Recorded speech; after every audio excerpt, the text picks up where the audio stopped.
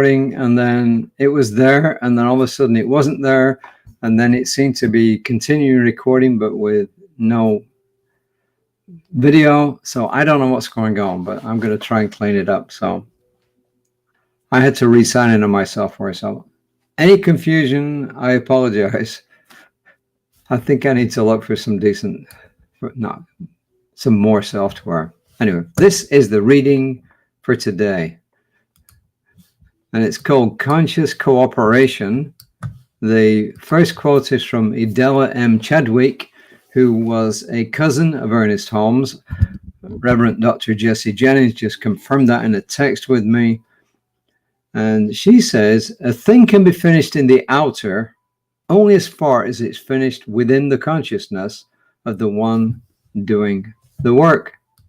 So in other words, we do the work on our own consciousness. We don't do it out there, we do it in here. And when the work in here is complete, that's when the manifestations are going to start occurring. And this is the next part. There's two parts to this. It's actually a conversation, or I know it's a written conversation, an oral conversation, but anyway, it's a conversation between a guy called Milton Sills, more about him later, and Ernest Holmes. And it's from Values, a Philosophy of Human Needs. Values, a Philosophy of Human Needs, from 1932 on page 33. First quote is from Milton Sills to Ernest Holmes. Mr. Holmes, the universe is forever old and yet forever young. It's the nature of God to do new things. As God can do nothing that will contradict its nature, there can be no confusion. The idea is too big for us to grasp, and yet it does suggest an increasing and eternal emancipation from the bondage of any particular cycle of experience. It's our nature to be like God. We have the same original life, the difference being in degree and not in essence. More about all this later. Ernest Holmes' response.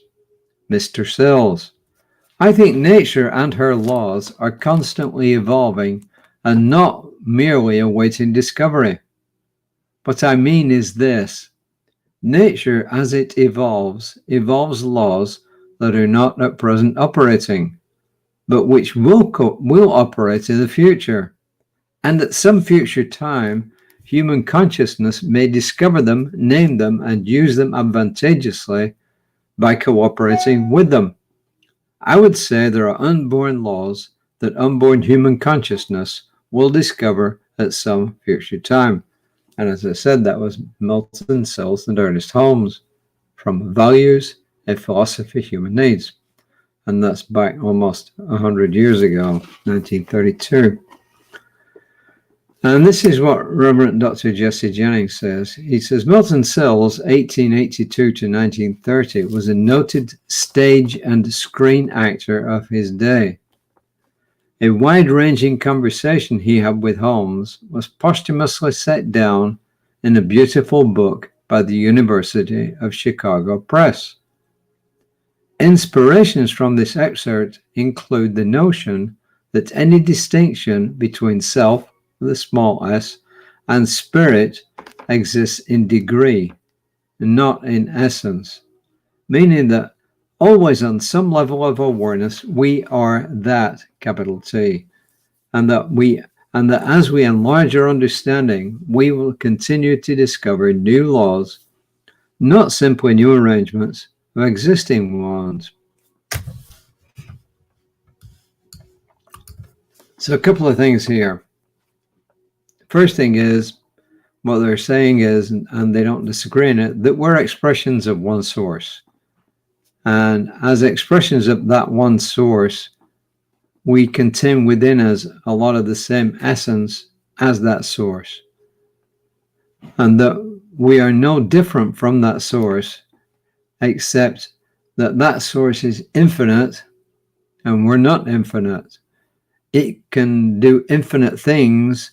We are limited by our humanity, but it's the same thing. So you kind of say, like electricity, electricity, a battery will operate a flashlight. And the battery also will, and electricity will also power these huge plants that are required to generate artificial intelligence and cryptocurrency and so on and so forth. But it's the same electricity. It's produced differently. One is direct current, the other is alternating current, but it's the same thing, but it's different in degree. The battery, the electricity in the battery, it's the same electricity that's in a high voltage power line, but it's different in degree. So we're like that with one divine source. And as I've said before, if you don't like the word God, throw it out and use something else.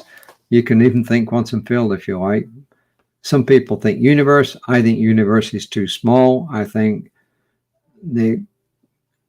some of the scientific ideas that there are multiverses, I think is probably more likely. I think if God, quote unquote, is infinite, then it shouldn't be restricted to a universe, right? One universe. Why?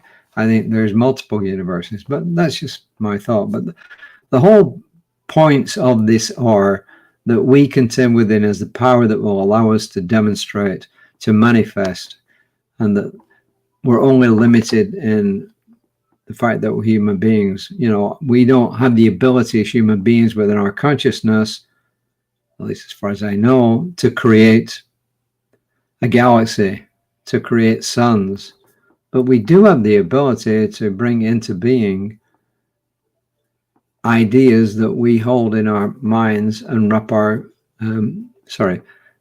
emotions around. So that's really the only difference. As far as the subject of there being laws out there which are being created because the universe is expanding, I don't know. Are there laws out there that we don't know about that we'll discover? Absolutely. Absolutely. We didn't know about laws about electricity and, mechanics and hydraulics one time. They were there all the time. We just didn't know about them. Are there laws that are being brought into existence in this universe? New ones that never existed before because the universe is evolving? I don't know. Ernest Holmes said there are. I don't want to argue with him, but I don't know.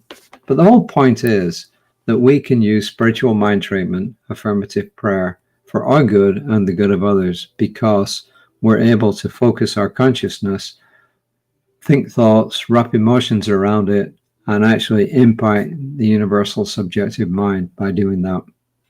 My world is recreated by my inner spiritual awareness of the action of God in my life. Same thing. My world is recreated by my inner spiritual awareness of the action of God in my life, by my beliefs. So please look out for my colleague, Reverend Lisa, 9:15 tomorrow morning on Creative Life Spiritual Center's Facebook page. Look out for me on whatever social media you see me, and I'll be back hopefully tomorrow at 5 o'clock. I think 5 o'clock should be. I dread to say this. Right now on my calendar, there's nothing stopping me broadcasting at 5, but life is life and things change.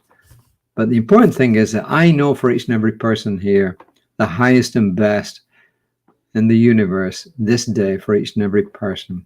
And I claim that's good and done. I'm so grateful for it. I release it, call it done, and so it is.